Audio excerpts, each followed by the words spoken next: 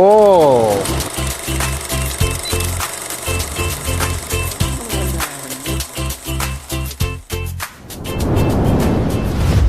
A few days ago, I bought a phone charging cable online. Free shipping, and it arrived the next day. That's just how we work in China. Fast, cheap, everyone relies on it. And it all started right here in Tonglu, Hangzhou, the hometown of China's private delivery industry. Today, I'm here to find out why did this small town build such a huge industry.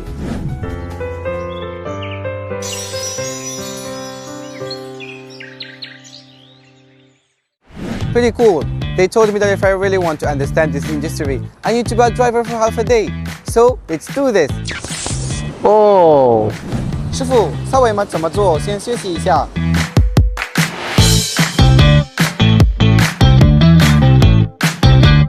你速度还可以哎。据我所知，全中国最有名的4家民营快递企业创始人都来自桐庐，为什么？小伙子，我来告诉你，1993年，我们桐庐县中山乡的一个小伙子聂腾飞，在杭州打工期间呢，发现了一个快递的商机，于是他成立了一家公司，也就是申通的前身。后来随着青帮青、邻帮邻啊，形成了三通一达。目前他们的业务量已经占据全国快递业的60%以上。哦，这真是一个振奋人心的故事。在整个快递产业链的推动下，快递行业的科技含量不断提高，我们桐庐老百姓的生活变得越来越便捷。那我们现在呢，就位于他们当时上过学的这个教室。其实呢，他们当时这一批人来上学啊，他们最远的要走3个半小时，近一点的呢，也需要走1个小时的样子。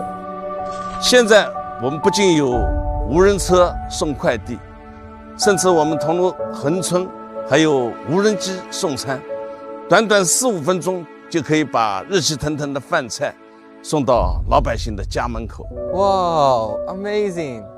这才是真正的科技改变生活。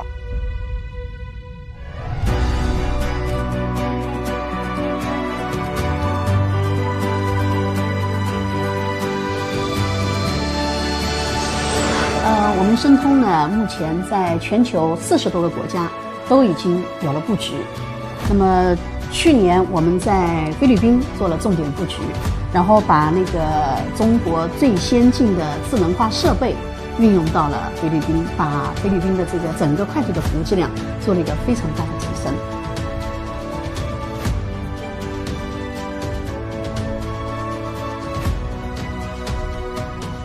For over 30 years, Tonglu people lived by the delivery spirit of connecting the world with courage. They helped Hangzhou become China's e-commerce capital. From smart sorting to driverless vans to smart unattended stations, this entire intelligent logistics system has changed how Chinese people live. And now, Hangzhou is taking these solutions global. ZJUT International is already booming in the Philippines. In less than a year, they've jumped into the top 5 logistics companies there. Hyundai is deeply involved in the Belt and Road Initiative. In 2026, they'll open a cross-border delivery route between China and Mongolia. YTO has launched its East-West Sky Hub, aiming to ship globally, deliver globally, buy globally, sell globally. And ZJUT International, backed by its Metro domestic network, is planting deep roots in Southeast Asia, Africa, and the Middle East. I truly believe sooner than we think, the whole world will get to experience China's speed.